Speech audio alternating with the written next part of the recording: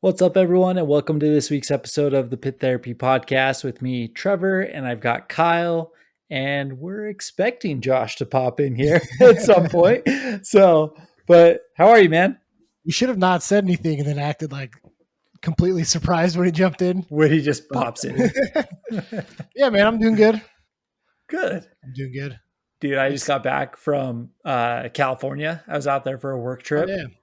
Dude, I am absolutely thrashed. Like, I don't know what it Serbia or was. something? What were you doing? No, man. Just like I just had meetings and stuff like that. Um, And they weren't even like all day meetings. I only worked like half days, but I'm just beat, dude. I don't know what it is. Traveling just took it out of me this time. Dude, work I'm trips so suck bad. because I've had to explain this to my wife that like work trips are not fun because you have to be in work mode the entire time. It's not like you're just there hanging out, right? Like there's work Kyle and then there's home Kyle. Like work Kyle's exhausting, man. I don't want to do that all the time. I hate Well, work trips. I will say the company I work for, dude, it was a party from start to finish. So like maybe that's part of why I'm so thrashed. Like, dude, like I'm not a drinker. I I don't was do gonna that say, kind of stuff. are you like still hungover from it or what? Dude, I don't do any of that kind of stuff. But there was alcohol flowing freely on this trip, and I was exhausted just watching how much everyone was drinking. Like, Yeah, I think crazy. that's part of it too. Is like we were up until like 10, 11 o'clock at night, just hanging out and at bars and stuff like that. But Yeah. Well, it that's is what cool, it man. is. So I'm glad you survived. yeah, Glad you made no, it it's a back. good I time. mean, And freaking San Diego, man, absolute perfect weather the whole it is time. awesome. It's It's awesome. amazing. If it So wasn't $1 million to live there, I would do it. for real, right? Yeah. But So anyways, but what about you, man? How's the last week been for you? it's been fine. I don't know. It's the same old. It's still hot. I think today it was like 97 degrees. And so it's just like, I don't know. I like the heat and I moved down here for the heat, but I don't know, man. We're like halfway through September with like 100-degree heat index. Like it's time to cool off a little bit. That's too A little bit. much. I don't want it to get too cold because but We're really starting to cool off here in Utah. Like I've had just my AC and my furnace off for the last yeah, week, that's and nice. it's just solid. If So it's it's nice for you perfect for temperature. like a month and then it's cold. And so then I'll be happy I'm not up there. That's But fine. we went and my daughter does like dance stuff and the like cheerleaders brought like all the little girls out onto the field before the game to like cheer for the football players running through the Oh little yeah, tunnel thing they have. I don't know. It was cute. It was really cool to see, but I don't like follow high school football. It's a big deal down here. A lot of people do. Like people just go to the games even if you don't have kids in high school to watch like the high school football, which to me is yeah. like it's kind of weird. But um, I guess they were supposed to be good this year, but their quarterback tore their ACL like the second game in. Oh, for real? Isn't that wild that kids like when we were growing up, did you ever hear about kids in high school tearing ACLs and stuff? It was very rarely, and oftentimes, if like it did happen, it was like a senior year or like Right. just barely out of school kind of thing. Like the one that I can think of is we had a baseball player who actually got picked up by the Atlanta Braves and like out of high school, and then he tore his ACL pretty early in the minors. I'm pretty Yeah. sure is what it was. I think it was his ACL. Yeah. Something he tore something, Yeah, if I dude. It's recall just, it. I don't know. It's just crazy. I mean, I think I've been thinking a lot about this lately because my kids' sports just started up and stuff. But I read an article that was talking about how because kids are specializing in sports at younger ages, they're having these like adult injuries in high school and middle school and Yeah. stuff. Like kids tearing their Achilles in high school. Like that's insane, you know? I don't know. Kids sports, man, it's wild. It is wild. It is wild. Now it's going to be mosh injuries. We're going to start seeing kids without front teeth and stuff here soon. So, Yeah. Yeah, dude, I just saw a couple clips of I think it was Brass Tongue was playing in Alabama Did you see those clips Oh, online? Somebody was like holding a tooth, like, "Hey, who lost their tooth in the pit tonight?" dude, that's wild. That was the show that English was telling us about, like No Cure, Yeah, Twisted Luck. Mr. Luck. Like, Mm-hmm. yeah, it was Looks sweet, dude. solid. Yeah, it looked way cool. So, Looked way cool. well, I mean, speaking about that kind of stuff, man, so much freaking new music came out. Yeah. Like, my list is like 10 bands deep. So, we had a thread going, but what popped out to you that was like new music came out? You should go check it out. Like, what was some of the big ones for you? Highlights? Well, highlights. The Grave Heist stuff was really cool. I'm a big fan of them. Uh, is it Berthold or Berthold? I feel like saying Berthold makes me sound like an 80-year-old man, like married to someone named Berthold. You know, I don't Bertha. know. Yeah, Berthold. I don't know how you say it. City. Their new album is really good. I really like those guys. On the flip side, a low light is freaking Under Oath, dude. It's the worst song I've ever heard. Okay, so people might give me shit for this. I don't mind it, Uh, but I don't like it under the Under Oath name.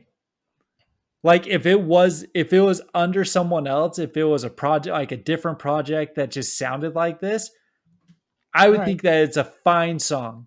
Look, Being Under Oath, it's not Under Oath. okay, this might be the only time that I ever agree with you. Change your name. No, freaking Under Oath, change your name. Under Oath, change your name. Yes, that one I'll get behind. The thing that killed me is when they dropped it, and maybe it was just the promotion that I saw, but it was just Spencer and Aaron Yeah. on the promotion for it. So is this like a weird one-off? They just like decided to make like a weird techno type song. If that's the case, then like whatever, I'll look past it. I think all their new stuff sucks anyways. But That's true. I don't think so. And the reason why I say that is because they put it out. It didn't receive very good feedback from what I could see online. And the guitarist came out and defended it. And so the guitars are very minimal in there. yeah, And if you're very minimal and you're still coming out and defending it, like, I think that this is the direction they're going. Also, he probably just wants to keep collecting a paycheck. Like, let's be honest, like, defend it till the end, right? So, I don't know. I thought if it was under a different name, it's actually not horrible in my opinion, but it's not Under Oath. So yeah. if you take the Under Oath moniker off of it, listen to it through that lens, I then still thought give it me was your bad. opinion. All right. I mean, I won't fight you on it because it's not typically the type of music that I listen to, Yeah, but it is what it is. yeah. So, But okay, so what are highlights of stuff that you? Because we had a big list. So what jumped out at you, and then we can go through the rest of them.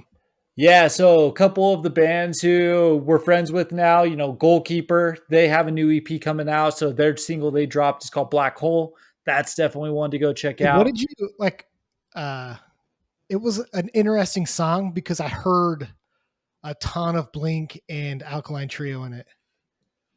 It is interesting. I got more moving towards current Wonder Years. Like, as the Wonder Years have Yeah, matured and as the Wonder Years have developed, like especially that second after the chorus riff, it is very Wonder Years esque. I Like guess I don't listen to No new. Closer to Heaven, Yeah, Wonder Years I don't style. listen to enough new Wonder Years to know. But yeah, Well, and I think maybe the reason why that's standing out to me too is Cody, when we were talking to him, the drummer mentioned he's a big Wonder Years fan. So maybe I was listening to it through that lens, and maybe that's why I picked it out that way. But right. that was kind of the direction I got, which is just a more mature, it's still pop punk, but it's more towards the post hardcore sound at this point. Yeah. So, It's a really yeah, cool sound. Like it's a yeah, really cool sound. I really liked it, and the vocalist, like his vocal tone, is just so unique in this kind of music, yes. and they just do it really well. So I mean, we're probably sounding like a broken record on some of these bands because we're going to bring up another one here in a second, I'm sure. Yeah. But if you're not listening to them, go listen to them because it's just solid music. Right. And the next one, Interpersonal, right? Mhm. They dropped their singles. Becoming Death was the newest one that they had. They had Alabaster out previously, but Becoming Death. And again, it's a more maturing sound. Yeah. It's trending towards that post hardcore feel. It Everything's just maturing is the only way to describe it. It's evolving. It gets into some of that type of slower, not quite as fast, darker subject matter type of stuff. Um, what was the other? You just said it. What was the other interpersonal song? Alabaster, No, the other one. Becoming Death or Becoming Become Death. Death. Become Death. That's right. I was talking to, I think it's the vocalist. I think he was the one responding back to me because he usually does their, not the vocalist, their guitarist, Jordan. Yeah, Jordan. He usually runs their social media. So I think I was talking to him, but he was like, we knew that this one was going to be kind of a shock for people because it's significantly heavier than anything else they've done. Yeah. And he was just like, we just wanted to get it out there so that the like shock factor could kind of wear off and people could warm up to it. And I was like, it's kind of a smart move, like drop that now, let people get over the fact that it's heavier and different. And then, maybe you can like the rest of the album then is going to sound like kind of what you expect it to sound. That is interesting. So I'll be interested to see the rest of the album then, because Yeah. they've already said that they're going more towards that direction. Like when we were talking to them the first time, they were already trending this way. Become Death was a much heavier song than I expected from them, Yeah. though. So I was surprised about that. So I'm excited for it. A couple of the local guys here.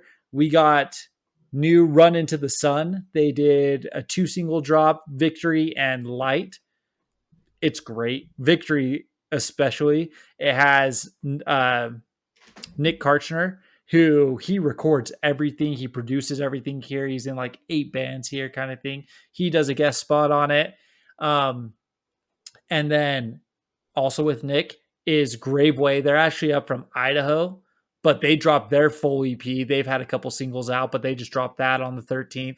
It's another fantastic drop. It's heavier.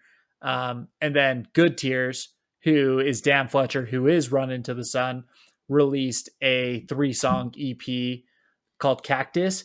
And it's like some folk versions of some of his other work that he's done from different projects. So Yeah. if you like that kind of campfire folky stuff like that, it's solid. So It Dies Today released It music. Dies Today Did and you listen August to Burns it? Red. Yeah, I actually really liked it. I did too. Which you were the one who said that you didn't really like the August Burns Red, though, right? No, I didn't really like it. See, and that's so weird to me. I know. They're in the same vein. I don't know. It Dies Today is more of a nostalgic sound to me. Sure. Like this, Sure. and I think that like it's cool that a lot of stuff's kind of coming full circle, and like It Dies Today, I think is going to fit in really well with today's metalcore, but not be as cliche as some of these bands are about it, right? Because they've been doing this so long. Like this sounds like an It Dies Today song, which was good then and it's good now. That's all. Sure. That's just kind of how I feel about it. So I think that people want the nostalgic punches right now. yeah. And it was very much a return to form kind of thing. So I liked, was it called Black Clouds, though, too, that they released last year? Yeah, I don't remember the name, but yeah, they did release another song. That I like that song too. I thought that one was solid. So I like both of the releases that have come out from It Dies Today. Yeah, So yeah, dude, it's good stuff. I felt like it was like last Friday. I think it was like literally every band. I even made a social media post about it. That was like, I know, can we not release music all at once? Like I can't keep up. for freaking real. I'm sure we missed a whole bunch here, but yeah, good stuff, man. Good. It's a good time to be into this music because there's good stuff out. So, what about tours? So I didn't see a ton. What are they called? Kenoshi? Is that what they called? Kenosha or something like that? No, I think they're called Kenoshi, or I don't know. They announced a tour with Omerta and I don't remember who the other band was, but they're going out. And then I don't know if we've talked about this one. It's been announced for a minute, but Big Ass Trucks coming through with Oh, nice. Ruin. Yeah, that's And sick. then for the SLC day, we get Disdain and Zodiac Killer on that. So that's going to be super dope. Yeah, And then a comeback show for an old SLC band called Pushing Up Daisies got announced. right. And that's going to be with Absolved. And then the new straight edge band who's coming out of Salt Lake called Forever War. They Mm, haven't dropped any music yet, but it's with a bunch of guys who are in, again, a bunch of different bands and stuff. yeah, It's going to be solid. It's a return to just fast in your face hardcore. So I'm excited for that. it's cool. So those are the ones that I saw. Anything that you saw? Well, this will be people will hear about this after I've gone to it, but I'm going to Speed and Bitter End tomorrow. It's I didn't realize it was tomorrow. Yeah. Dude, So that's awesome. I originally wasn't going to go to it because it was Speed and Zabalba, and like Zabalba would have been cool to see, but like it being this close to Furnace Fest and stuff, I just like wasn't really planning on going. Um, but then when Zabalba dropped, I don't know why they dropped, but Zabalba dropped, and then Bitter End got signed onto it, and I'm like a huge Bitter End fan now, and I just have never been able to see him, so I was like, "Yep, I'm going." So Nice. I'm taking my wife, and I showed her like some of the music because she'd never heard of these bands, and she's like, "Yeah, this is like way too violent for me." And I was like, "All right, well, like I'll just go alone. Like I'm not missing Bitter End." And she's like, "Hey, I'll go, but like, what are my chances of getting hit with a chair?" And I'm like, "They're not zero. Like it's not that high, but it's not zero. But no, it's I'm pumped for it tomorrow. I'm probably only gonna stay for like a couple songs of Speed just to say I've seen them. I don't really care to see Speed that much, but like Bitter End is going to be amazing. There's a local band called Spit My Rage Okay. opening, and they're really sick if you haven't heard them. And then there's another band called Day by Day, which I have not really heard of. So, Okay. Yeah, I but haven't heard them either. So, but should be that'll be solid, sick. man. Yeah, I'm pumped. I don't know why. I thought that was after we got back from Furnace Fest for some reason. So No, that's yeah, it's wild. tomorrow. Yeah, and the second I see a flute come out from Speed, I'm out of there. That's the line. That's the line I'm going to draw. I will watch Speed until the flute comes out, Until and the then once flute the comes. flute's out, I'm gone. All right. Oh, dude. I haven't seen Speed yet. I do want to see Speed. I think it'd be fun. So, but no, man. We We're are gonna have like a representative of Reebok come out and like open it, or it's not Reebok, it's Foot Locker, right? I don't remember. I don't remember who they were with, but one It's of one of those those. stupid people. Yeah, So, not about it.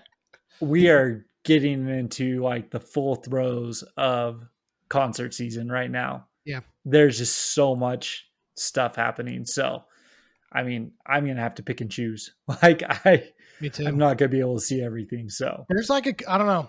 It's cool moving out of state and then getting like because I'm learning all this stuff about the local scene here. Like we talked to Rob from Will to Live, but his drummer I think is drumming for this other band called Realms of Death. okay, yeah, And dude, they're sick. And they're coming here in like a week and a half, but it's like that's like button right up to Ferns Fest. I just can't do it. But like there's so it's many good tough shows like that of these older bands that are coming out that are making these random runs, especially like old Texas bands. And I really want to see them, but I don't know how I'm going to make it to all of it. for real though. So, well, speaking of older bands, we're talking Haste the Day today. Yeah. Dude, this is one. It's been on both of our lists. We've wanted to talk about them for a long time.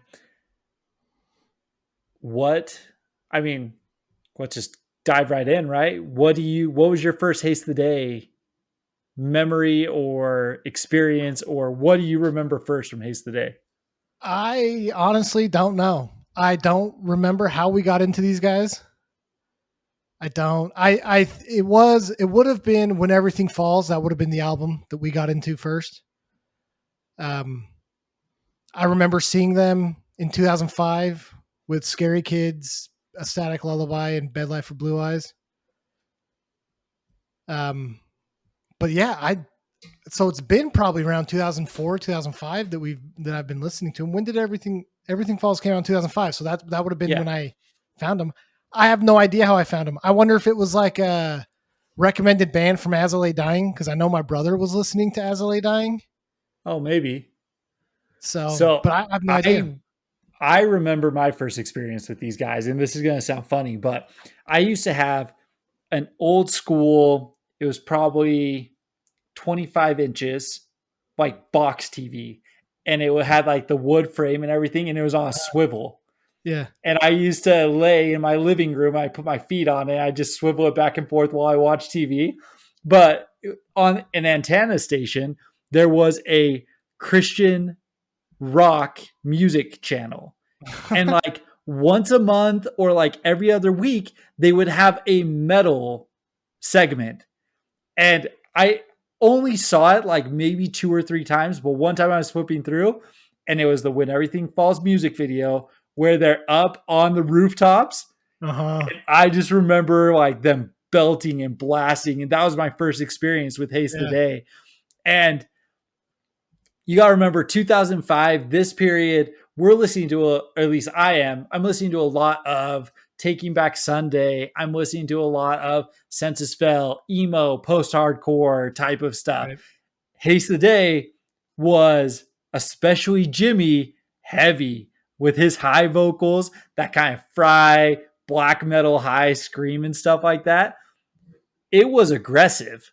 So I very vividly remember seeing that and watching it because right after it was an Under Oath music video that I watched. I'm pretty sure it was Yeah. When the Sun Sleeps. So it was awesome. But yeah, that was my first experience with them. I wonder if you were the one then that got us into. I don't know. I mean, it wouldn't have been a shock to me because I was already listening to As I Lay Dying with my brother, Yeah. and so, but yeah, I wonder if you were the one that introduced us to him then. Possibly. I don't know if at that point I would have recommended them. Okay. You know what I mean? Yeah. Because I remember going to the show that we were just talking about, the Bed Light for Blue Eyes, the Scary Kids show, A Static Lullaby. I was going because of Scary Kids. Right. Right? Because like that's what I was into at that time. Like that was the style of music that I was listening to a lot of. Bed Light for Blue Eyes was another band that we were listening to a ton of at that period. So Static Lullaby, we were listening a ton to. It was ton. like almost everyone but Haste the Day. Exactly. So Haste the Day wasn't the reason I was going to that, but it was also the last time Jimmy was with them. That was his last tour. And so I remember seeing him up there. And then the next show we went to, with it being Steven, I wasn't aware they had made the vocalist change because it was before Pressure the Hinges. Right. And I was like, this isn't the same guy. Right. Like, what's going on? Yeah. I mean, back then, like, how would you have gotten news? Like, we weren't really doing much on the internet, right? So, yeah. Maybe MySpace, maybe they would have had like a blog post on MySpace or something, but like, I don't know. That's a funny point that it's not the same guy. Exactly. That's what it was. Cause like I was sitting there, I was watching it and I'm like, his vocal, like he's changed his vocals. He's done something.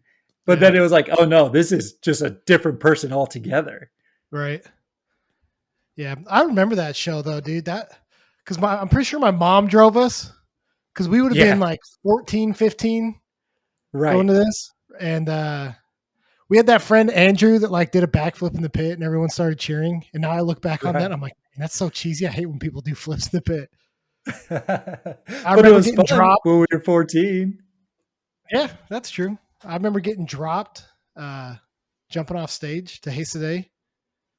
So, nice. And like having to run to the bathroom and get towels and stuff because my head was bleeding.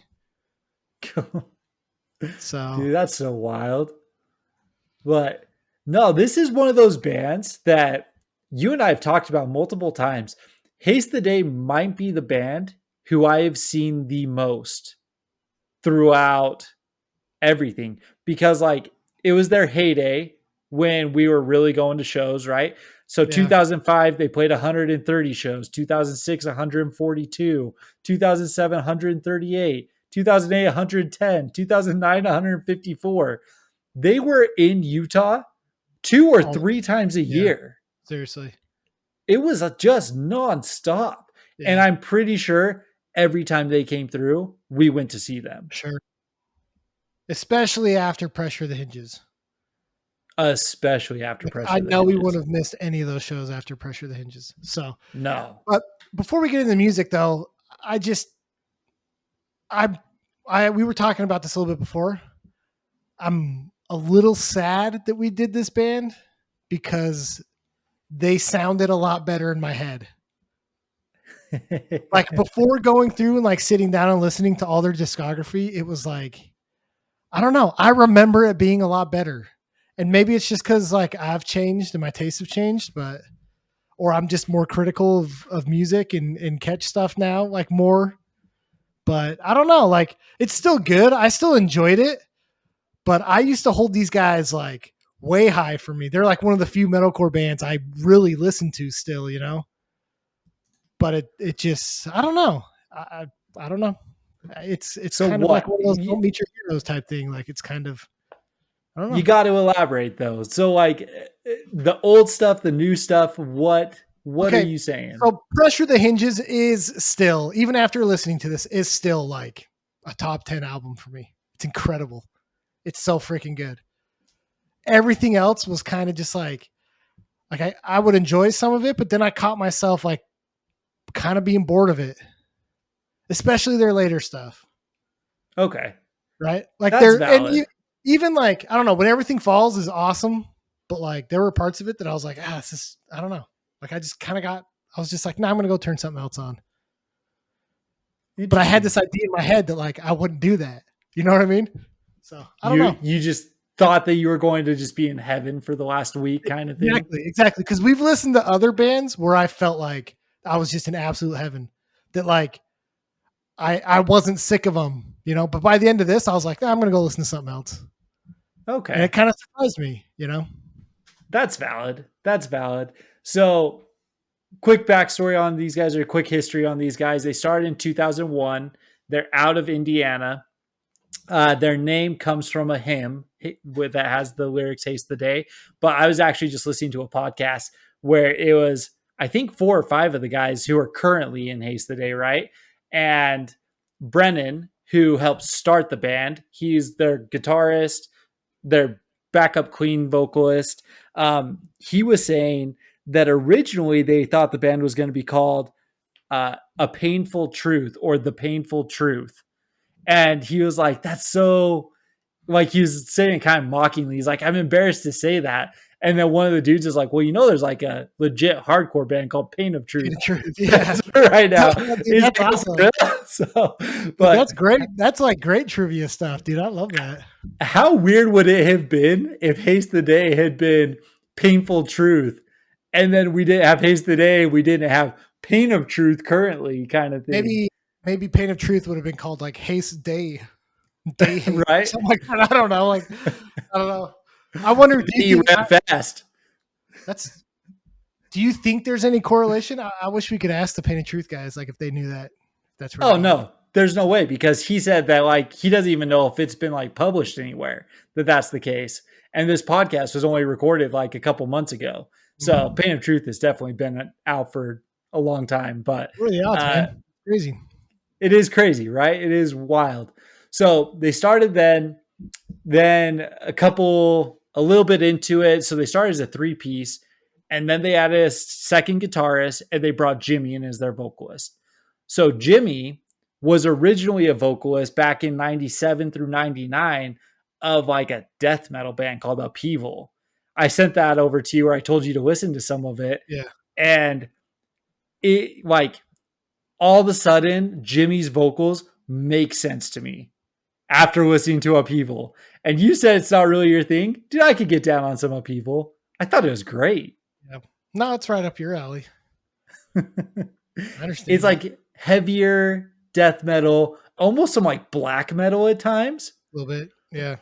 but that more high pitched, shrieking scream and stuff definitely suits it very well.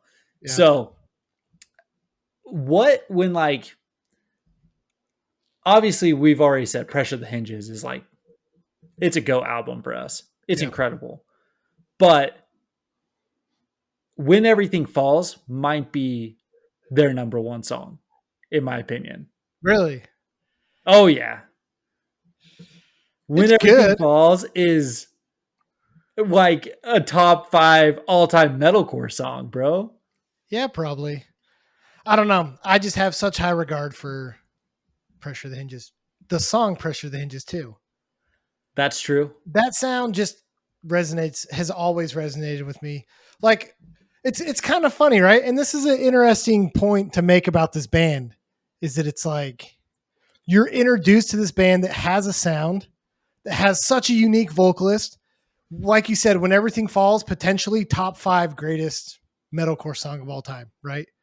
Long Way Down, same thing. Like there's just straight bangers on this album. And I remember listening to it like all the time, Yeah. front to back. Like if you would have dropped me back into 2005, we probably would have said like, dude, this is one of the best albums ever. Like, I don't know how it gets better. The bump up to me from this album to Pressure the Hinges, like as much as I hold When Everything Falls in high regard, Pressure the Hinges to me was just so much better. Okay. Like, Okay. and it's so interesting, right? Because it's the same band. They just switched vocals, but their sound changed. And it was like, I don't know, like it was just like everything up to When Everything Falls was like perfect. But then like everything after like Pressure the Hinges, I don't know. I don't know how to explain it. Like it's just such a different feel, but it's the same band. Like it's just this weird like dichotomy between the two sounds and two bands. And like it's hard to judge, right? Like I'm sure there's people that are like up to When Everything Falls is their greatest. Everything after sucks. And then there's probably a lot of people that are like, nah, Pressure the Hinges on is their best. Everything before that sucks. You know? So this is what's interesting about bands like this, and we've talked about multiple bands like this, but they have their eras. They've got their T Swifts, right? Um, there are people who resonate with different eras of Haste the Day. There's the Jimmy era. There was their first EP, That They May Know You. Some people have that as like, that's Haste the Day. That's their greatest. It's raw. It's aggressive. It's really good. The song Substance that's on Burning Bridges, that was originally recorded on this EP. And the way that they recorded it, it's so much more raw that I actually prefer that version than the Burning Bridges version. Yeah. It's great. It's fantastic, right? But it feels dated to me at this point. It's Right. definitely like it feels like early 2000s metalcore kind of thing. And I like that sound, but they had like clean electric guitar in there. I don't like the clean electric guitar sound in metalcore. So But that's a very like 90s, like it late is 90s, early 2000s. early 2000s metalcore sound. Right, exactly. Yeah. So then you go from that album to Burning Bridges, and Burning Bridges just got a little bit faster, a little bit more metal, kind of, like more thrashy almost. Thrashy, but it's like I feel like where this late 2000s or sorry, early 2000s, late 90s metal and metalcore was really good is it was the rawness. It was almost like kind of a messy sound, right? And then you Yes, get into like mid 2000s and things start to really like metal gets really tight and clean sounding, which I think is probably why it lost a lot of the aggressiveness, you know? Is because I now agree with that. it just sounds too clean, you But know? like, exactly. You listen to like American Love, dude, American Love is a phenomenal Yeah. song. Blue But 42, but incredible. it's probably like I mean you listen to though the songs on When Everything Falls compared to the album Burning Bridges and it's like you can just feel them and hear them get like tighter and cleaner and and you feel it get less aggressive, right? Yeah, yes, but I do think that actually When Everything Falls was faster than Burning Bridges, in my opinion. Yeah. And I mean, maybe I'll have to like go through and like listen to it again. But I just feel like you come out with like Fallen. Fallen is insane. That opening, just fast chugging riff. It's just Right. like going, going, going. Haste the Day for me was also like the first galloping metalcore band. You know Yeah. what I mean? And And I love that sound. but see, I don't that sound doesn't resonate with me. That's probably why I kind of struggled through some of these. is because I just don't like I don't do power metal anymore, you know? Oh, see, I love that Fallen Man. That first song is so fast, it's just aggressive. And then like they were so good at going from that fast to then the slow Yeah. groove breakdown. Yeah. And And oh, dude, one thing so they good. did to perfection on this album and the next is the cleans, the choruses. Yes. It's just that transition is just so freaking good. It's pinnacle metal doing that. Like it's just so good. So Yeah. So there's like these guys and like It Dies Today. Like if you're going to talk about like metalcore, if someone said like give me a metalcore album, I would probably give them a Haste the Day album or an It Dies Today album. Like to yeah, me, this is like the definition of like metalcore. there's like All That Remains. I think All that remains gets at this there. time period kind of falls into that.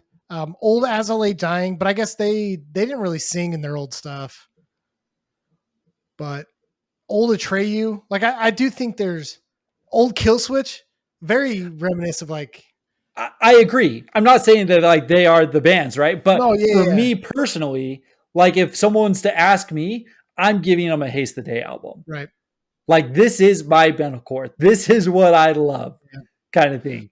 No, I was just So trying to say that like there was a lot of really cool, like metallic, like really metallic sounding you stuff. know, and it's funny that you're saying that because I was going back and I was reading original reviews of Burning Bridges and When Everything Falls and stuff. And the one I read for Burning Bridges, they gave them like a 2 out of 5 stars. And they said, this is generic. And there's Oh, a ton of bands doing this sound better, including other solid state bands. Their label mates are doing this sound better. And I was just like, interesting. I don't feel like that aged well because these albums are incredible in my Yeah. opinion. But at the same time, I don't know that they got as popular as like an As I Lay Dying or All No, That Remains or whatever.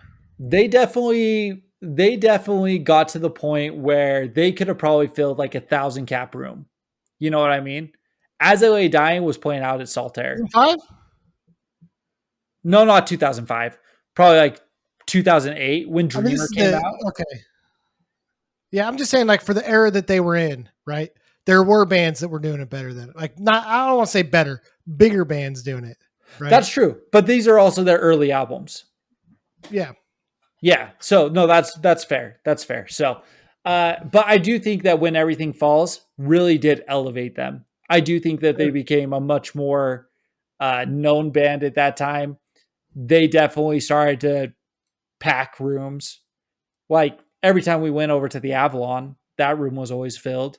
Yeah. Whenever we saw them there, you know. When So we saw them in 2005, it was what was that? Lo-fi that was cafe lo-fi. Yeah. packed. Yeah. Yeah. I Packed. wonder. I wonder because they weren't. They were like the second band though, right? No, they were Instead, headlining. I feel were like they were they? yeah, because I remember getting hurt for them, and they were the last band. I thought Static Lullaby headlined that one. I don't know. Who Well, it I doesn't didn't matter. land on my head, so I probably don't remember it. No, it's all good. But yeah, I mean, they started packing out rooms. So 2005, that show that we're talking about, that was the last one with Jimmy. They then pick up Steven, who is the first releases with Pressure the Hinges.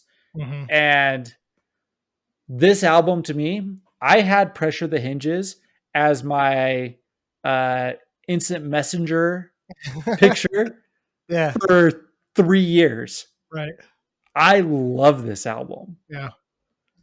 Dude, I remember us driving to like lacrosse games listening to it. Like this was our pump up music, Dude, you know? this album is absolutely incredible. Eye of the Needle, Pressure the Hinges, uh, freaking Chorus of Angels.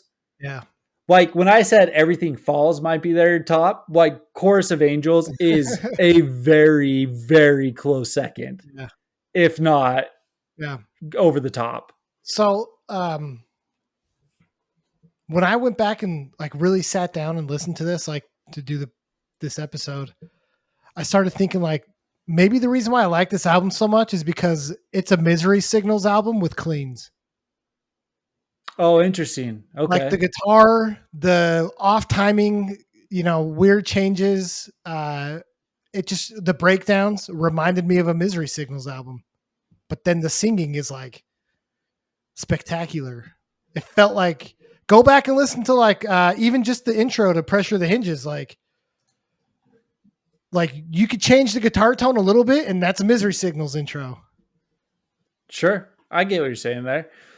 So they also caught my attention, Steven specifically, because at this time, the bands that really grabbed me were the heavy vocalists who I could understand.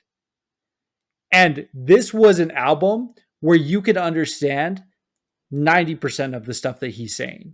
You know what I mean? Right. And then, like you said, the cleans on it are so good. You talk about like the song like Stitches and stuff like that, Yeah. like the 5 words, that it's such a, we talk about memorable lines, choruses, themes like that. 5 words, is it really that hard to say? You're worth more than this? Yeah. Like, I dude, remember it's just like, in the yeah, music video, their mouths all stitched up, and it was like, dude, that's messed up. it was. Yeah. So one thing that I felt like, and we'll get into this as we talk through the rest of their albums, but this album and When Everything Falls to me just had like I know people said it was generic, but I just don't feel like that. I felt like these two albums were very unique. Like maybe it's just because we can look back in hindsight, but it's like there's some things that are just very Haste the Day-ish. And as you go into their later albums, I feel like they lose that. But this album specifically, Pressure the Hinges, to me just felt so unique, and it still does.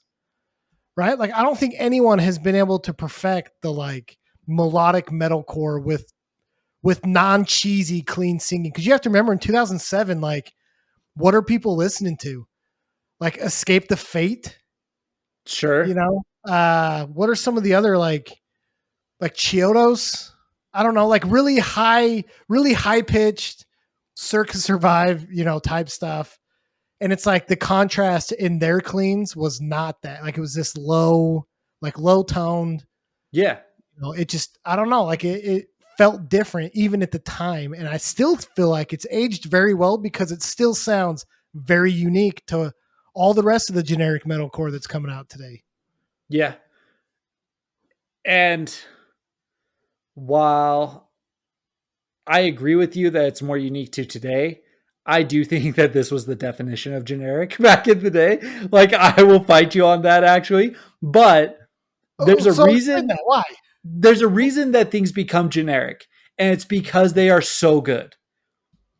And people start to copy, they start to follow the same patterns and do the same trends and things along those lines. Like I was saying about their earlier albums, Burning Bridges and When Everything Falls, Haste the Day is a very gallopy band. You know what I mean? They Yeah. have a lot of like those patterns. You still kept some of that gallop, that fast stuff into like the slow, they're generic breakdowns, but fantastic breakdowns that you get in metalcore. So where I'm Dude, going to disagree with you, I okay. think that it's a generic album, but it's the prototype for what generic is based off of. Well, but that doesn't so that means they're not generic. That means they were unique and everyone else copied them. Agreed, but Okay. if you're going to put it out there, there are other bands that sound like this. There are Sure. other albums that sound like this. I personally gravitate towards this album. Okay, well, It, who else sounds like the Pressure the Hinges specifically?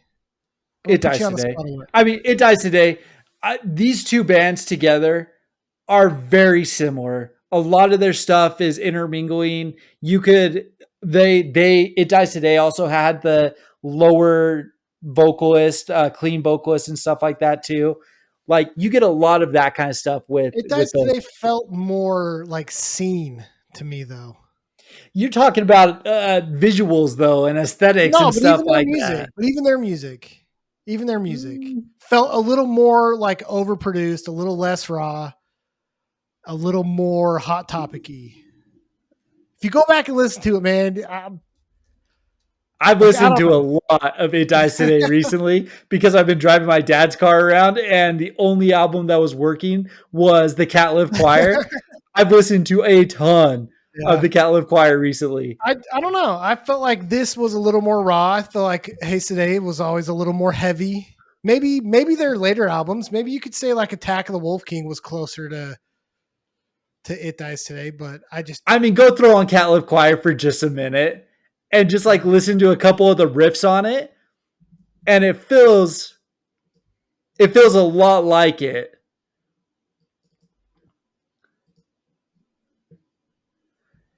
yeah. See, you listen to it, it feels a little more hot topicy to me. All right. Yeah, I don't know. I feel like that But those okay, they're very like similar, and they they're toured they're together and stuff. And they're similar, and like I'll give you credit. Like you're right, he's not as like whiny as a lot of the other stuff that was out of that time. The guy from It Dies Today. So I completely understand where your like similarities are coming from. But just like you said though, this to me was the standard, right? Not yes, like we listened, I think, to like It Dies Today, the Cat Lift Choir, for example. But this to me was the standard, right? And like I would argue that Haste Today probably was bigger than It Dies Today, right? yeah, So I you would could, think so. so we could even, I don't know, it's all semantics, but whatever. Look, Pressure of the Hinges is an incredible album. I love the changes of sounds too. Like I know we talk about interludes. I don't think is do they have full interludes? I don't think they do.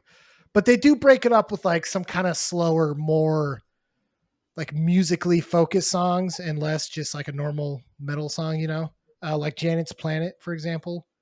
Yeah, Um, the last thing I'm gonna say about this is freaking the first time I heard that breakdown at the end in Pressure the Hinges, where it just like comes right out of nowhere with the like tempo change at the end was one of the coolest things. I probably listened to that part alone like 400 times. Do you know what yeah, part I'm talking about? yeah. I do. Where it just kind of cuts. It kind of Yeah. builds up. And then yeah, I know what you're talking about. No, it's incredible. Pressure of the Hinges is a fantastic song. But yeah, I mean, like this whole album, I could go through each song individually and talk about every song, right? I listen to this album nonstop. Uh, but again, the high points for me, Chorus of Angels, that is such a booming song. Pressure of the Hinges and Stitches. I would say that those three are probably my top three songs off Okay. this album. So I would probably do Pressure the Hinges, The Minor Prophets, I like Minor and Prophets too. White Collar. White Collar is also incredible. Yeah.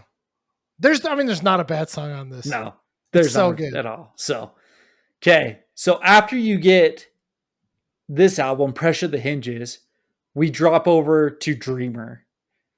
And I might be victim of just Pressure the Hinges was so good.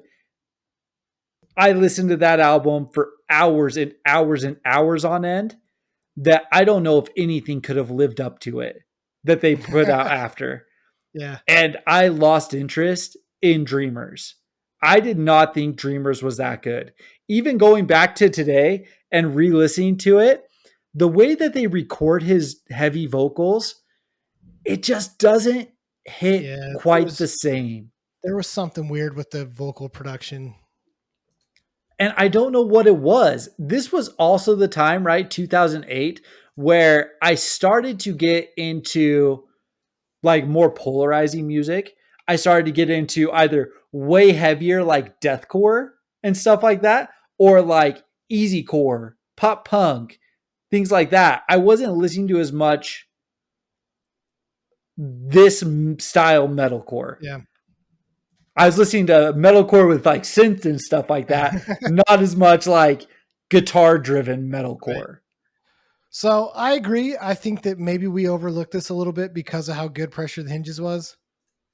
What's interesting is I guess I don't remember that this came out only a year later. Like really quick turnaround on these two albums.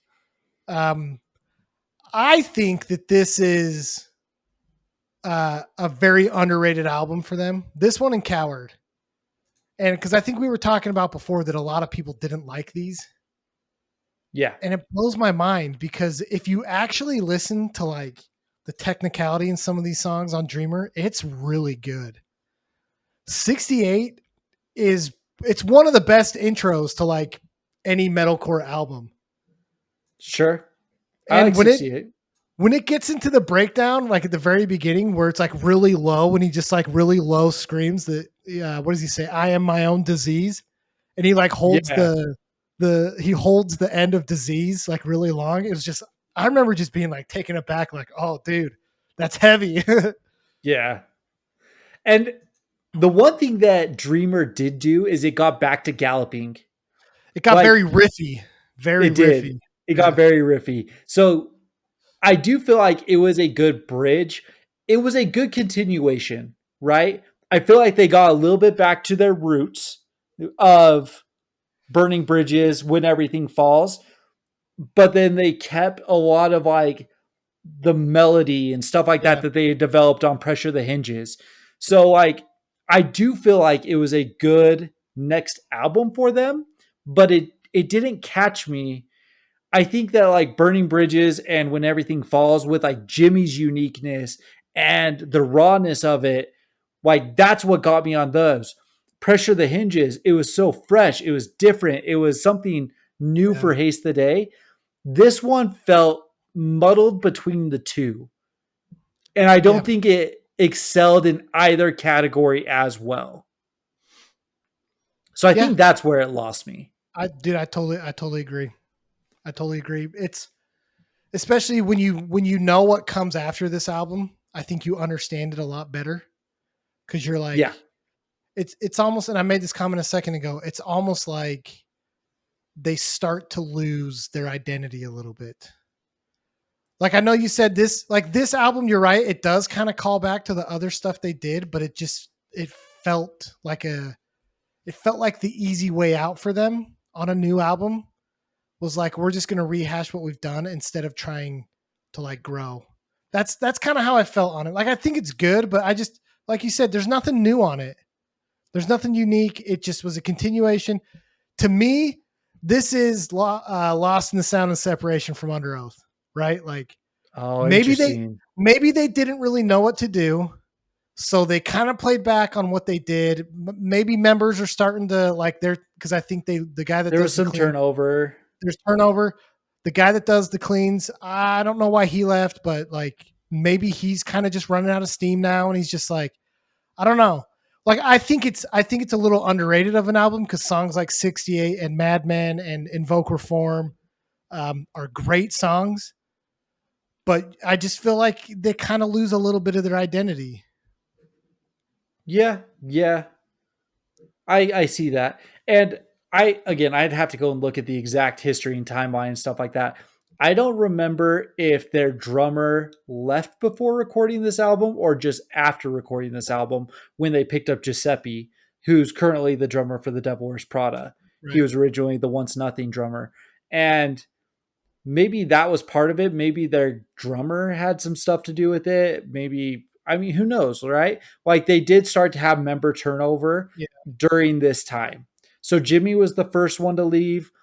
They put out Pressure the Hinges. I do think that another guitarist left just after Pressure the Hinges. Then the drummer goes. Then this comes out. Then their other founding guitarist, Brennan, who does their clean vocals, goes before Attack of the Wolf King, Yeah. right? So all they're left with, the original member was Mike, who's on bass. He was the last remaining original member after this album. So you're right. It's almost a full band turnover Yeah. leading up to this. Yep. And So you hear it. You hear it. Like again, I think 68 might be my second favorite Haste Today song. Um, interesting. Madman, really good. Autumn, the acoustic song, really good. But then everything else just kind of feels a little. I'll say the same thing about Attack of the Wolf King. It just doesn't feel like it has their identity. It's maybe a little bit soulless for them, you know? Yeah. Like, so we'll go on to Attack of the Wolf King here. So 2010, when this album came out, I did not like it. I mean, yeah, me neither. When we talk about generic, this to Hmm. me was the generic that got lost. Like it didn't have the growth, the development, the pressure the hinges had. It didn't have the the speed and the chaos of when Hmm. everything falls. Even Dreamer tried to call back some of the stuff, but it still had the Brennan vocals on it. Right. This one felt like it could have been like a Wage War album. It could have been like an I Yeah. Prevail album. Like it Dude, could have, I I feel like they tried way too hard to be like very emotional in this album. To the point, and we talked about this when we talked about Plead the Widow's Cause, right? If you're going to be a band that sings about this kind of stuff and you don't do it the right way, it comes off as cheesy and ungenuine. I felt like this album was that. Like I just felt like they tried too hard to be this like emotional band. Like listen to Dog Like Vultures. Like I don't know, like it's a good song, but to me, just like with the whiny cleans and like I feel like it's this is gonna be weird coming from me. I feel like it's too melodic. Like it I just see felt what like you're it was saying too there. like they just tried too hard to be like this emotional sound. Yeah. And I think that the 2010, I think that that really high clean singing is what's really creeping into metalcore at the time. Like that's what's getting like a ton of attraction. A lot of people are getting drawn to that. That's what most metalcore clean sound like at this point in time. So I do think that they got stuck in that trap. Um, I want to say that this is the album that they brought the guitarist for Phineas in. Mm, So you get more technical. right. You had some more of that like technicality coming out, and it's a lot like higher up on the fretboard, it sounds like I Yeah. wish Josh was here to talk about this because that's the point where like it, it's so weird because I was on Reddit, I was reading through a bunch of things. A lot of people have this album as the best Haste the Day album. Not only that, there was, and maybe this was just a stupid person or whatever, but they're like, it might be the best 2010 metalcore album that Mm, came out, kind of thing. Like they people love this album, and I interesting. can see why because like the technicalities there. If you enjoy that Phineas style kind of I would thing, I would like to know what else they like. I would like to know what their top five metalcore albums are if they place this one as high. Because I felt like what made Haste Today with their first three albums was there was still rawness and aggression to it. yes, I agree with you. Even some of the songs in Dreamer, there was still some anger. Like again, I'm gonna call back to 68. Like there's some real anger in that song. Yeah, You know, there's nothing like that in here. I It agree with almost you. it becomes like gimmicky metalcore to me, which is what like Phineas became. I feel like Phineas kind of had the same track. Like those older Phineas albums were like fast, in your face, and kind of mean, you know? And then Yeah, they got like overproduced. It's like they traded aggressiveness for technicality. And again, like if I want to see that, I'll go see Dragon Force. sure, You know? sure. Like I'm not gonna go see Haste Today for the technicality. That's just not what I'm doing. No, right. Honestly, like there is a 3 song run in here from Merit for Sadness, The Unmanifest, to The Place That Most Deny.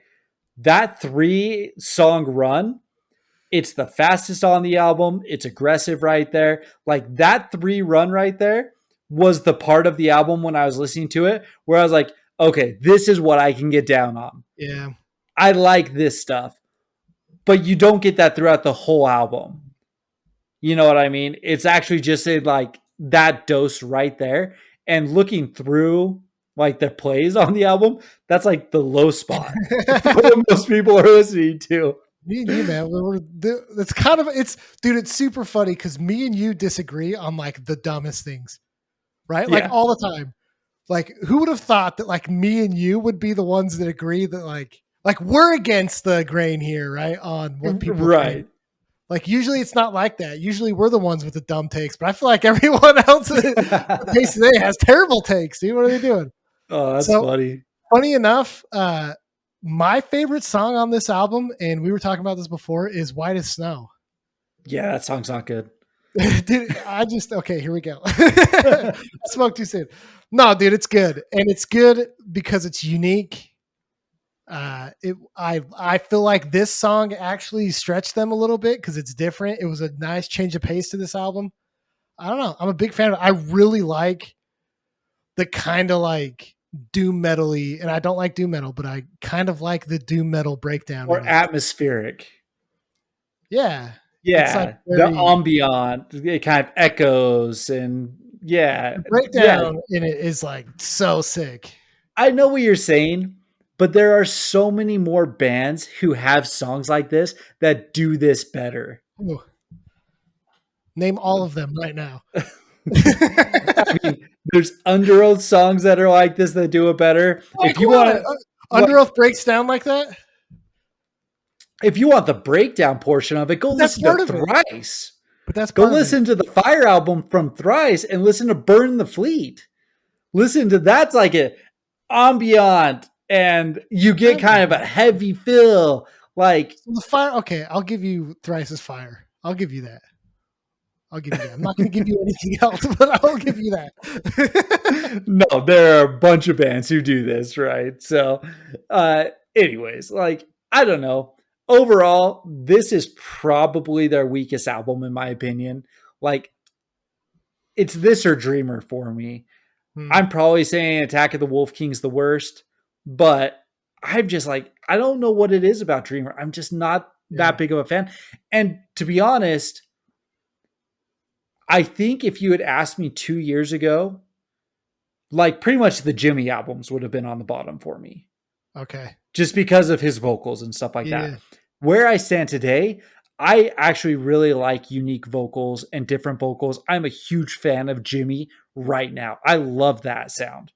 So I think that this flopped for me within like the last 2 years. Yeah. In all reality.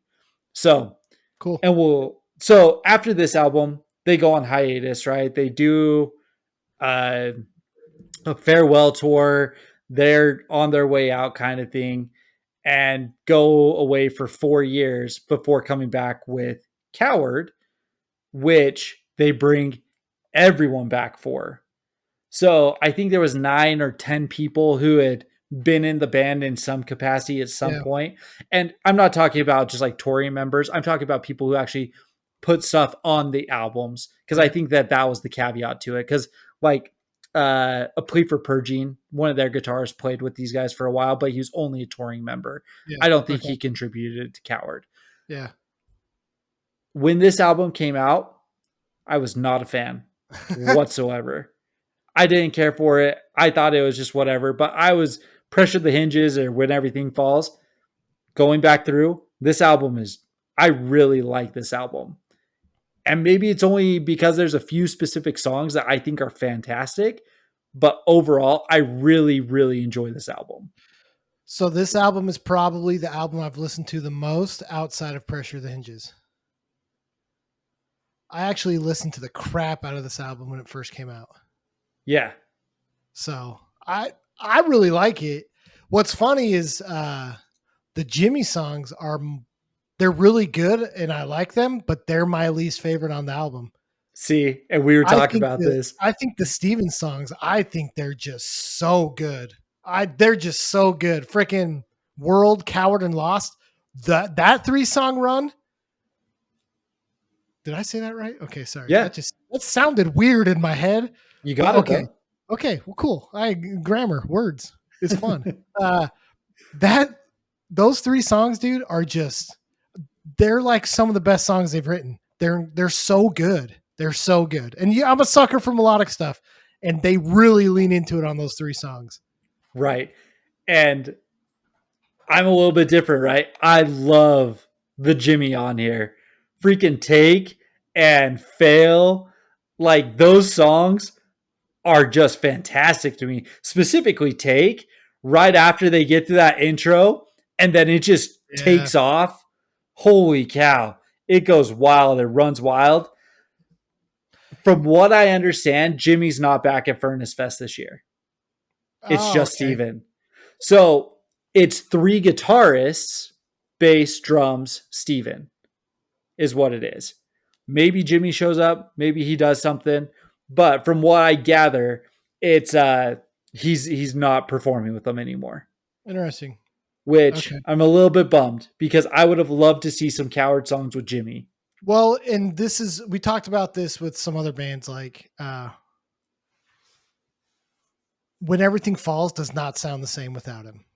I would rather them Yes, not. I know they're going to because you have to.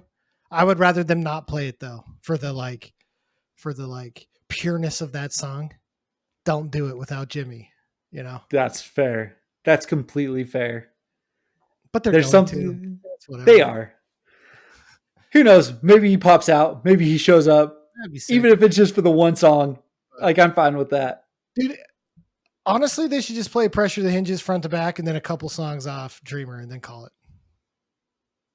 I That want to would, see. that would I make still want to everyone hear happy. When Everything Falls. Yeah. I want to hear American Love. I want to hear. Oh my gosh, hold on. I'll tell Long way you. down. You know what? I'm actually like I love Long Way Down, but you know it's a Goo Goo Doll cover, right? Yeah, but it's incredible. I know, but I'm okay if they don't play a cover song. Uh, I would love When Everything Falls, Walk On, Fallen, American Love. Like those are the four old Jimmy songs that I adore those songs. Yeah. So those are the ones that I would love.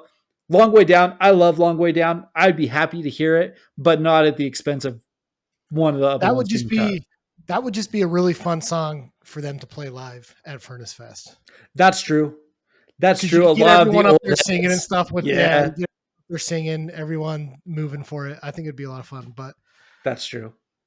But yeah, I don't know. It's a great band. I think that like I'm not really gonna listen to him much before we go see him in Furnace Fest. I am gonna try and go see him at Furnace Fest because you know I do have a lot of a like emotional attachment to this band, but I just going back and listening to it. Hey, maybe this is the way to put it. Going back and listening to everything that they've put out made me realize how much of an attachment I have to Pressure the Hinges and how little everything else they've done matters to me. That's fair. That's fair. So maybe that's what it is. Maybe it's just because I'm bored because it's like why listen to Dreamer when I can listen to Pressure the Hinges? You know? That's a fair statement. But again, I will say the Jimmy stuff. Really it comes down to two albums for him. Well, maybe three at this point. Pressure the Hinges, When Everything Falls, and Coward. Yeah. Honestly, I do like the new stuff. So like those are the three that if I'm turning stuff on, I'm probably listening to one of those three. I would probably I might put Dreamer in front of Coward for me. Mostly I'm not because I feel like 68 and Mad Men, like the good songs on Dreamer, I feel like are better like overall than like the good songs on Coward. But I think Coward has more good songs. That's fair. So, I already said it. Like Dreamer's very low on my list. Like it has a couple of good songs, but again, the way that they recorded his vocals and stuff like that, just it didn't do it for me as well. But I don't know. You might be right overall. The quality of Dreamer, just like apples to apples, is probably better. But again, if I'm just like listening to Haste the Day though, yeah. I can't listen to that whole album. I can't do the vocal on it. So I don't Now know. that you say it, I totally hear what you're talking about with the production. It's weird. I don't know what it is. It's just like, and it was so clean and it was so good on Pressure of the Hinges Yeah. that it's just like a step down. And I was just like, I'm just listening to Pressure of the Hinges now.